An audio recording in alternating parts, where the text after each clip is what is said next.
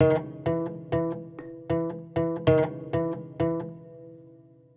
এইখনে আছে জয়পুৰ। আমি যিখন টিপাম পাহাৰৰ পৰা ওপৰৰ দেখি আছিলোঁ সেই যিখন নদী ধৰি এইখন এইখনে হৈছে এইখন নদীখন।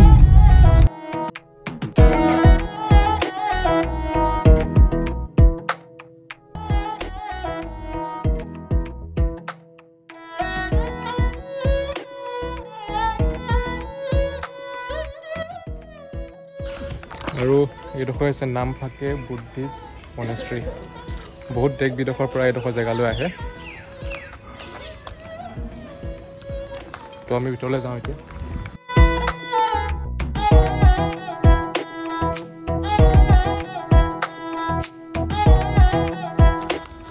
আপোনালোকক অলপমান ভিতৰডোখৰ দেখাই দিছোঁ, চিনেৰিবিলাক দেখাই দিছোঁ কেনেকুৱা হয়।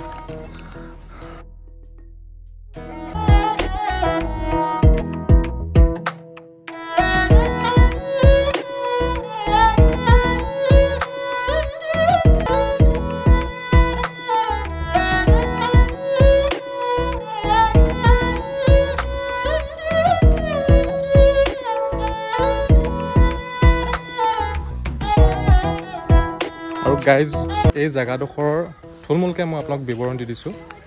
এইডোখৰ আপোনাৰ ডিব্ৰুগড়ৰ নাহৰকটীয়া জেগাডোখৰ পৰা 3 কিলোমিটাৰ ভিতৰত আছে। ইয়াত বুদ্ধিষ্টসকলে 1852 চনত মানে হুকং উপত্যকাৰ পৰা ব্ৰহ্মদেশৰ হুকং উপত্যকাৰ পৰা ইয়াত আহি কিনে এখন গাঁও স্থাপিত কৰিছিলে। আৰু এই গাঁওখন মানে শান্তিৰে আৱৰি আছে। মানে এই জেগাডোখৰ হ'ল শান্তিৰ পৰিৱেশ। মানে এটা কথা আপোনালোকে বিশ্বাস নকৰিব, ইমান বছৰ হৈ গ'ল, 1852 চনতে এই জেগাডোখৰ স্থাপিত হৈছিল। তাৰ পৰা কিমান শ বছৰ হ'ল, এতিয়ালৈকে এটা গোচৰো নাই পুলিচ থানাত।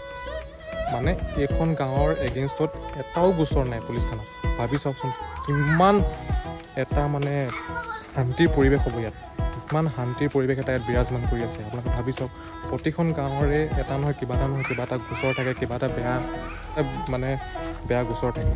কিন্তু এইখন গাঁও ইমান শ বছৰৰ পৰা একো গোচৰে নাই পুলিচ থানাত, শান্তিৰ পৰিৱেশ বিৰাজমান হৈ আছে। তো সঁচাই মানে ভাল লাগিলে আজি এনেকুৱা জেগাবিলাক সঁচাকৈ চাব। কি অঁ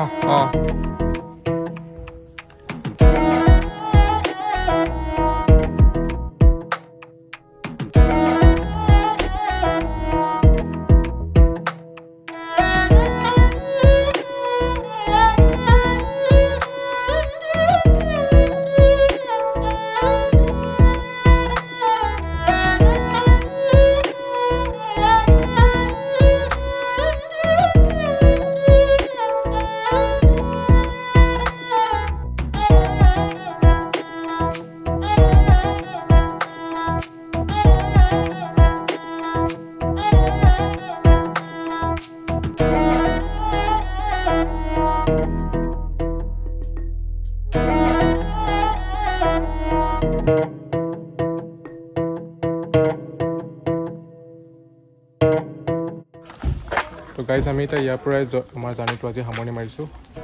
তো এতিয়া ঘৰলৈ যাম, কাৰণ বহুত দূৰ যাবলগীয়া আছে। আৰু দুটা ঠাই আপোনালোকক আজি দেখালোঁ, টিপাম পাহাৰ আৰু বুদ্ধিষ্ট মনেষ্ট্ৰী, নামফাকে বুদ্ধিষ্ট মনেষ্ট্ৰী। তো এতিয়া আমি ঘৰলৈ ঘূৰি যাম।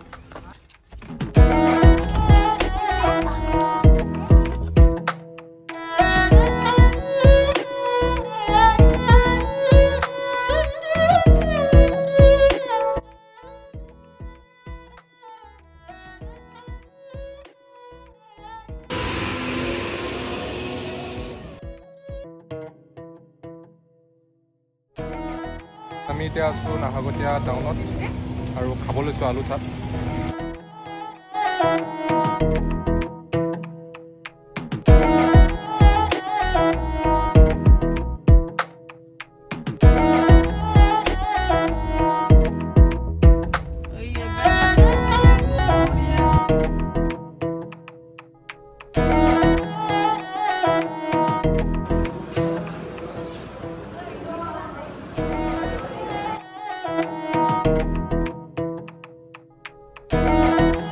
এতিয়া খানা ৰেডি হৈ গ'ল।